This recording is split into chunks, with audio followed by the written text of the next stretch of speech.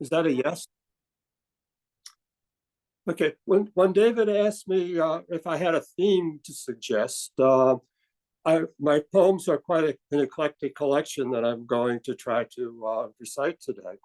But most of them delve with some memory of either a past event or a past person or some past feelings, I guess, which pretty much all poems do. So I suggested the theme of remembrance of things past. David correctly corrected some of my French grammar in changing it over to Proust's original title. But in celebration, let's say, of spoken world's origins in Paris, the first one I wanted to present is based in France, and it's called Marie. Marie is my granddaughter. She's now in her master's program, I think, in architecture in the Architectural University in Paris. So this one is Marie. She's leaving home. She's heading off to college and career with songs to sing and wings to fly, to soar up with her dreams that reach a boundless sky. She's leaving she's leaving flighty things behind. I'm sorry, untended by the flighty things she leaves behind. She built a Lego castle for her plastic Princess Kate, a place her prince will someday find to slip the crystal slipper on her foot. She's leaving cello cased, reclining in a corner, catcher's mask atop a dusty shelf below, the joys of youth that lapse into the shadows of the past, bowing to necessities of growth. She's off to learn to marry form and light in Paris, city of distractions and delight. Okay, the next one is just the initials VBT, the initials of my mother. She was the wind that rustled in the leaves, could blow into a gale whose brief foray dropped broken branches in its wake, or a breeze that broke the fever of a summer day. She was the bitter wind that drove the snow and cold into one's face and numbed their ears.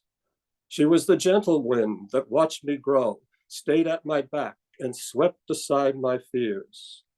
Her dreams were supple as the clouds she chased across the sky. They formed the shapes of who and what she'd have me be. The wind replaced the hurt and disappointments that she knew. Her moods churned like a hurricane offshore. She was a woman of a time who wanted more. Okay, next we go off to a set of poems called Dublin Bay. It's a collection of 3 sonnets. I guess a lot of people are probably very familiar with Dublin Bay, but the shoreline, if you look at the shoreline around Dublin Bay, it's like a semicolon that's been rotated 180 degrees about its vertical axis. So off on the place where the semicolon would begin would be Howth Head. And then it circles around through the northern suburbs of Dublin, and then off to the southern suburbs of Dublin, where Veronica lived, where a lot of the places along the southern suburbs are places that were familiar to her growing up and familiar to us after we met and got married. And some of them are also very familiar to Joyce. So there's that theme that comes into this as well. And so the third one I've done in the past, it's just taking the dart all the way from one of its terminuses on Howth down to its terminus at the southern end at Greystones. So poem number 1. When we first met and fell in love, you took me to the city where your heart still dwells. You brought me to the head of Howth to look across the curve of bay at distant hills and Wicklow mountains, framing city sights below. The ships that come and go, the tide that ebbs far off the strand, the Bailey light that serves the seamen as their nightly guide, past hidden dangers on their course. The day was filled with sun and cloud and sudden fits of rain that splintered sunbeams to display an Irish volta draped above the mist. A nearby lark alighted from the gorse in songs of love and absence and remorse. Okay, number 2. You brought me to the strand at Sandymount, where you once walked out to the water's edge to find the tide was flooding in about your feet and covering the narrow wedge of safety separating you and land.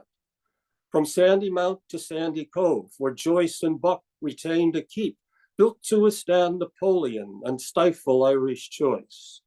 We climbed up to the cross on top of Bray and skidded pell-mell down while breaking tree by tree. We took the cliff walk all the way to Greystones, where we lingered over tea and scones. An ocean of experience spans between two lovers from two distant lands. And 3. The dart from Hoath to Greystone stops at Pierce, Dunlair, and Dalkey on the way. It tulls under Queen V's crown and pops out for the view above Killiney Bay. The arm of Bray that stretches out to sea, the Sugarloaf, a conic heap of ash and stone that grants its purple majesty to early morning sun-soaked waves that splash upon the shore. Away from Stephen's Green, the Kells and Grafton Street, where tourists flock to Bewley's and to mingle in the Dublin scene. Beyond the pubs that fiddle, dance, and rock, the magic face of Ireland is found along the bay the Vico Road winds round. Okay, next, Veronica and I met in Syracuse. I can have a little ditty of a poem about Syracuse and its nomenclature. This is Syracuse, 1973. I live in Syracuse, where Archimedes of the seesaw runs naked in a snowstorm, yelling Eureka, and where Nicias watches stars like snowflakes falling,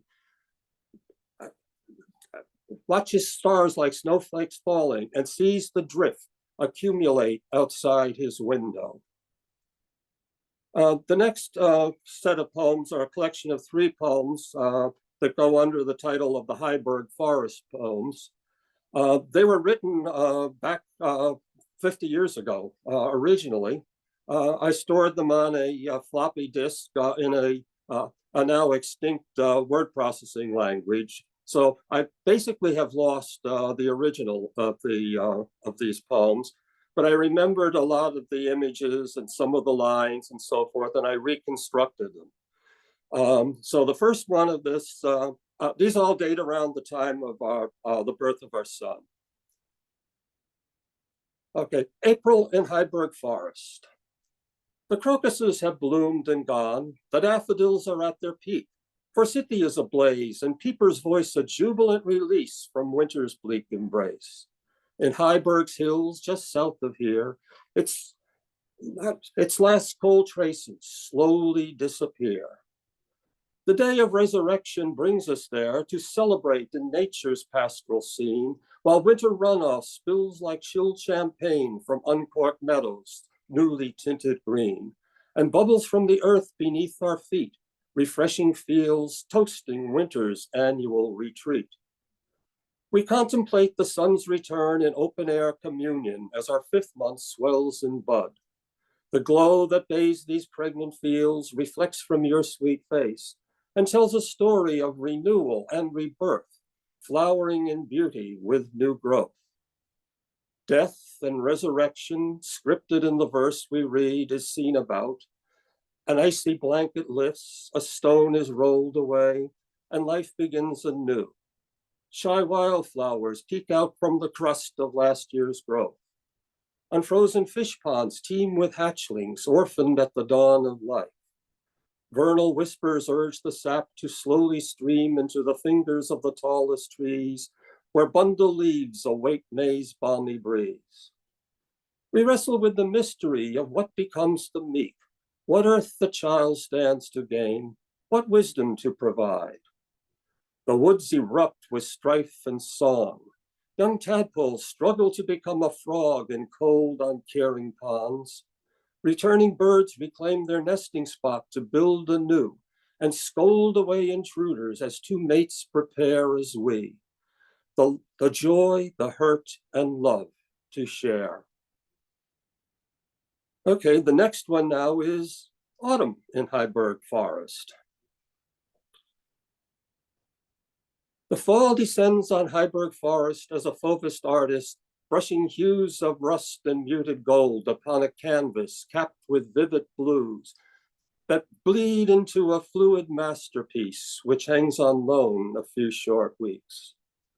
We bring the infant carried in a papoose pouch of native mothers who first marked these trails to breathe the scent of musty leaves and follow the descent of golden sails that catch the whispers of the trees and tack across the freshening breeze. We hear the notes that summer's left behind, the rustle of a squirrel among the leaves, the honking calls of passing geese, the silence birds once filled that sieve into the brewing images that steep inside and lull our little one to sleep.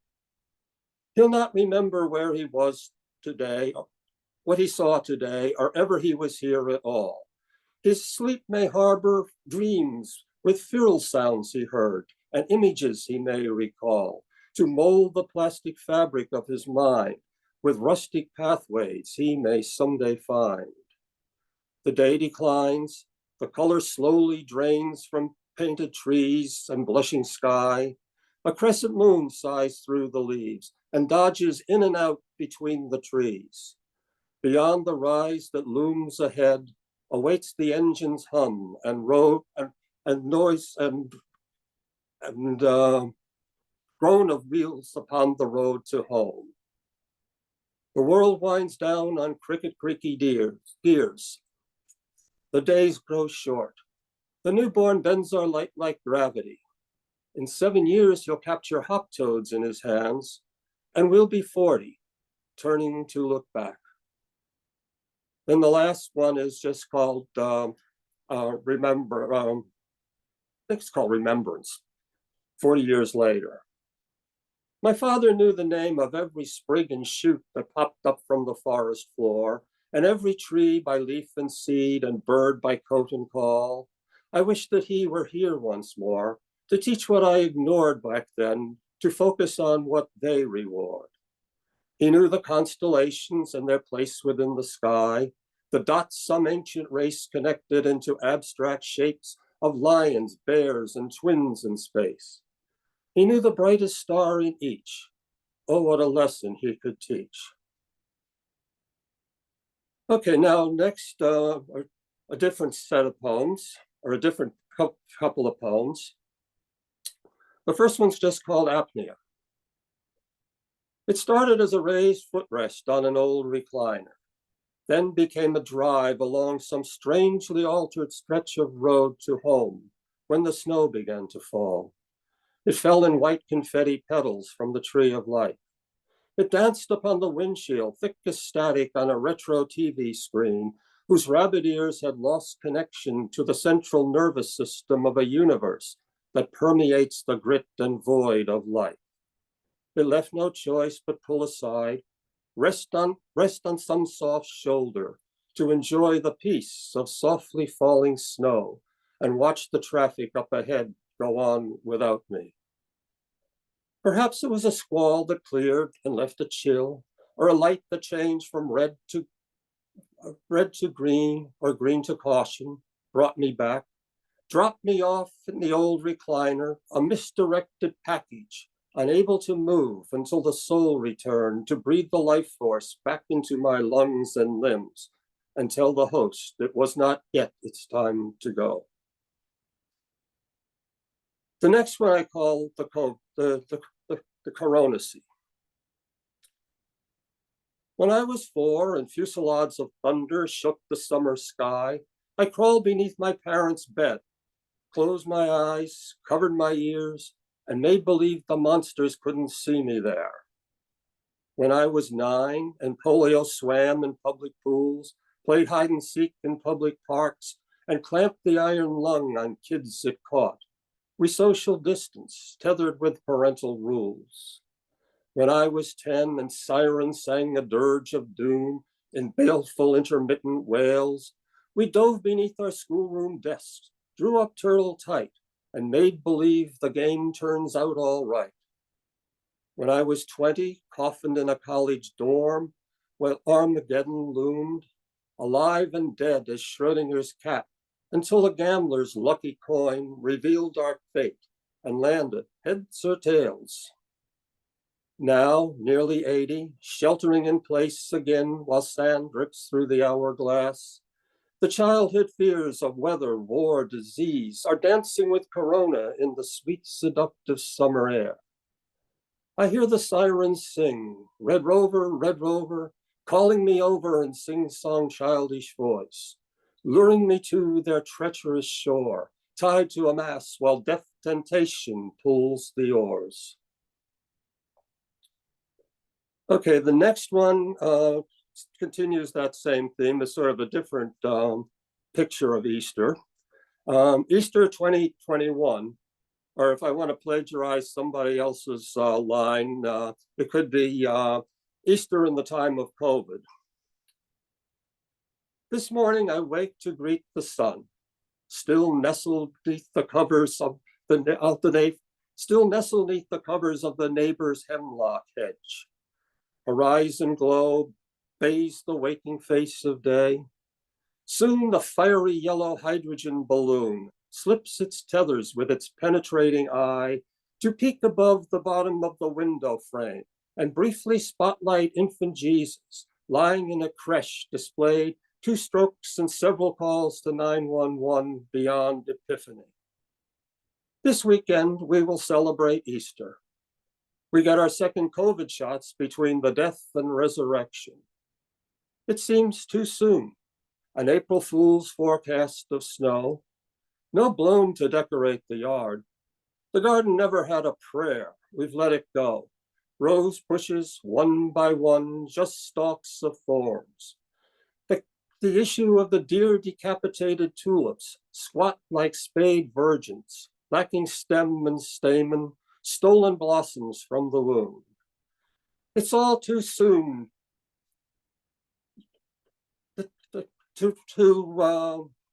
it's all too soon, I'm forgetting this line, to roll away the stone of loneliness and death. Okay, next, I want to, I have a couple of elegies, let's say, at the beginning of the, in the beginning of the book. I've done a couple of them on previous sections of Spoken World. So this one I want to do has a different tone. Sounds like I'm mad at somebody, and the clue is who I'm really mad at would be given in the third stanza of this poem. But it's titled For Anne. You took an inconvenient time to leave. Not that you were given any say in when the hour of parting ways would best accommodate those left to grieve. It was an inconvenient time for you to leave. It was the season of the cap and gown, when thoughts turned to the present, not the past. It was an inconvenient shadow that you cast. The choice was surely other than your own. Our time of such departure is unknown. It was an inconvenient time for us to leave the cottage we had booked some months before. We clammed up on the sand along the shore. It's not that we were too unmoved to grieve, but just an inconvenient time to leave. Death intervenes at inconvenient times, claims your life, disrupts plans and dreams, stirs eddy currents on the stream of time that ripple on the surface of a tranquil mind, reviving memories you left behind. I see you in the mornings at the lake, when sun drips through the birches and dew glints on the dappled grass, when a whiff of brewing coffee stirs the cottages awake to the cadence lapping water makes.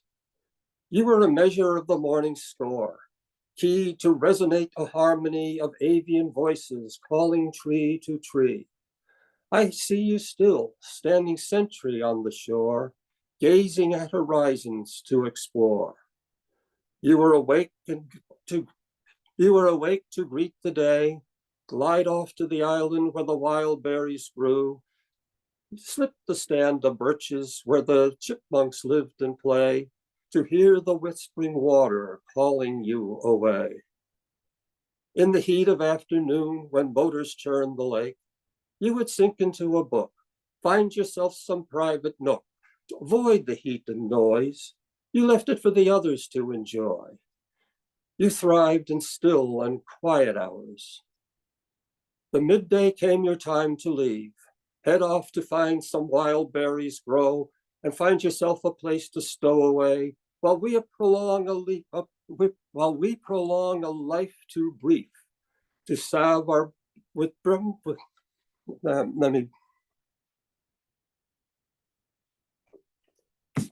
me try that line again.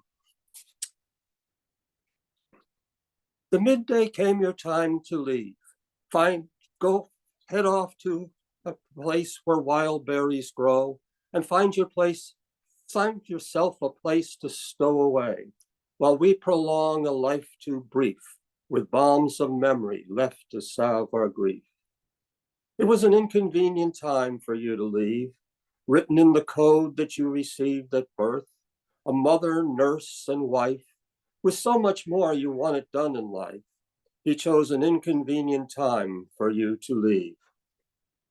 Let me just.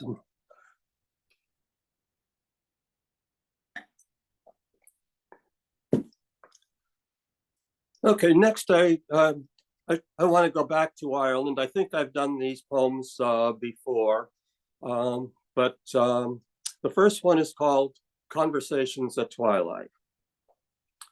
A full-faced moon, soft and pale, hangs in a sky no longer blue, but not yet dark, entwined in branches reaching up beyond the snow-clad roof. Come to the window, have a look. The scene is special and the moment not to last. No, I cannot move. I'm cold and sore and saw it all before. I saw the moon, fully round, escape a leafy grasp in Herbert Park to bathe the pond that sleeping ducks call home, where winter's not so long and stark. Come to the window, have a look. The fireflies are thick tonight and twinkle like the stars above in the fleeting glow of twilight.